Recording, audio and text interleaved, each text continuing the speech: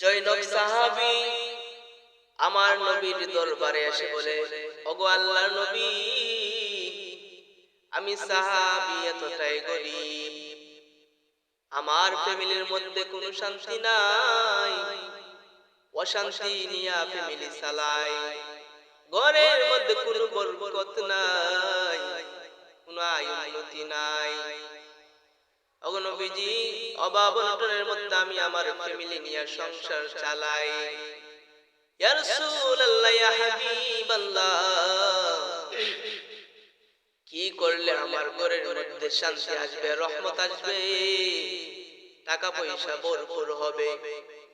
আল্লাহর নবীকে যখন এই কথাটা বলে, আল্লাহর নবী বলেন, ও সাহাবী, আমি নবী তোমাকে এমন একটা আমল শিখাইয়া দিব, যে আমল যদি তুমি করতে পারো, আল্লাহ রাব্বুল আলামিন ওই আমলের বিনিময়ে তোমার ঘরের মধ্যে অসংখ্য টাকা দিবেন, ঘরের মধ্যে রহমত হবে, শান্তি আসবে, অভাব অনটন দূর হবে। সাহাবী বলেন, ইয়া রাসূলুল্লাহ, ইয়া হাবিবাল্লাহ, আপনি জানায়া দেন কোন আমল করলে আমি আমার অভাব অনটন দূর হবে, সংসার শান্তি হবে, টাকা পয়সার মধ্যে রহমত বরকত আসবে। আল্লাহর নবী বলেন, ও সাহাবী শুনো, তুমি যদি সূরাতুল ইখলাস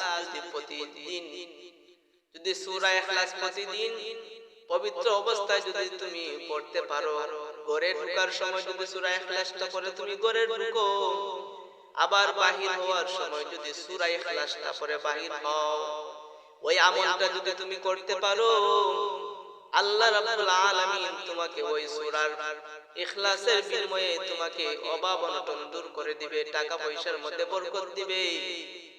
আল্লাহ রাব্বুল আলামিনের বিনিময়ে তোমার অভাব অনটন দূর হয়ে যাবে। সাহাবী আল্লাহর নবীর কথা শুনে শুনে যখন সূরা ইখলাসটা আমল করতে লাগলো, এক পর্যায়ে সাহাবী গরীব থেকে ধনী হয়ে গেল।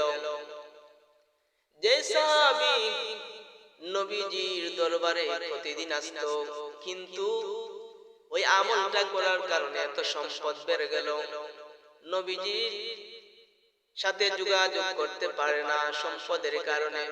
হঠাৎ একদিন নবীজির সঙ্গে দেখা, আমার নবী বলেন, ও সাহাবী, তোমার কি অবস্থা, কেমন আছে এখন? সাহাবী ডাক দিয়ে কয়, ইয়া রাসূলুল্লাহ, ইয়া হাবিবাল্লাহ, ওগো আল্লাহর নবী, আপনি যে আমলটা দিয়েছিলেন, ওই আমলটা করার ফলে আল্লাহ রাব্বুল আলামিন আমাকে এত সম্পদ বানাইছেন যে আমি এক বেলা খাইলে দুই বেলা খাইতে পারতাম না, অভাব অনটনের দিন যাইতো। আপনি যে আমলটা দিবেন, ওই আমল করার কারণে আল্লাহ রাব্বুল আলামিন এত সম্পদ দিবেন যে সম্পদ আমি নিজে খাই এবং অন্যকে বিলিয়ে দেই। বলেন না সুবহানাল্লাহ।